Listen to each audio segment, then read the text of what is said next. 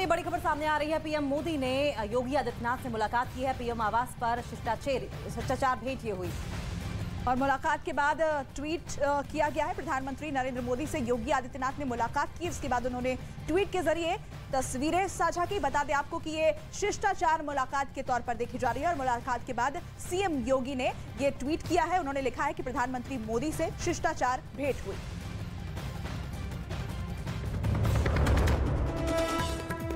PM Modi ने श्री स्वामीनारायण गुरुकुल राजकोट संस्थान महोत्सव को किया संबोधित। गुरुकुल को बताया संस्कृति और समर्पण का सुयोग।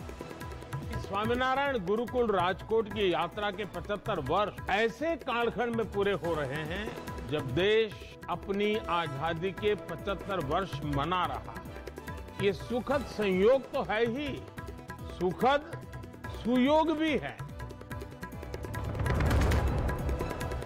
दिल्ली में कांग्रेस की भारत जोड़ो यात्रा की एंट्री। बदरपुर बॉर्डर से लाल किला तक यात्रा। राहुल गांधी के साथ सोनिया और प्रियंका गांधी भी जुड़ी।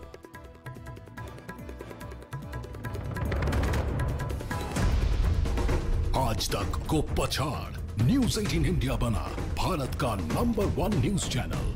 देखते रहिए न्यूज़ 18 इंडिया।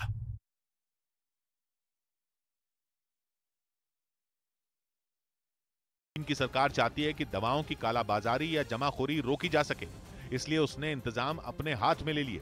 दूसरी तरफ बुखार में दी जाने वाली दवाओं के लिए कुछ खास नियम बनाए गए। दवाओं की दुकानों पर दवा लेने वालों का रजिस्ट्रेशन जरूरी कर दिया गया।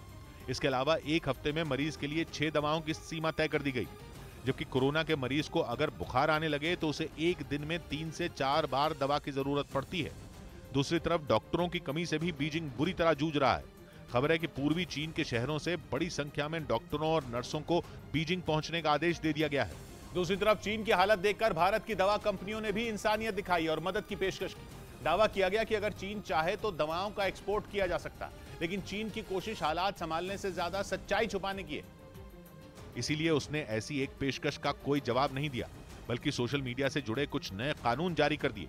सरकार के खिलाफ कुछ लिखना तो चीन में बीते 2 महीने से जुर्म है। अब किसी सरकार विरोधी पोस्ट पर लाइक का बटन दबाना भी जुर्म माना जाएगा। चीन की मुश्किल यह है कि उसके लाख दबाने के बाद भी सच पूरी दुनिया तक पहुंच रहा है। सोशल मीडिया पर लोग सरकार की बदइंतजामी की पोल खोल रहे हैं। वो चीन जो दुनिया की हर महाशक्ति को टक्कर देने को तैयार है, वो अपने नागरिकों को इलाज तक नहीं दे पा रहा।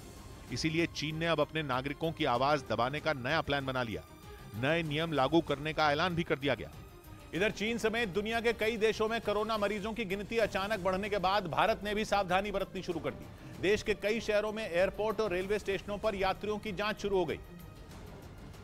हालांकि ये अपील भी की गई कि लोग दूसरे देशों का हाल देखकर कतई न घबराएं। पटना के रेलवे जंक्शन पर यात्रियों की रैंडम जांच शुरू कर दी गई।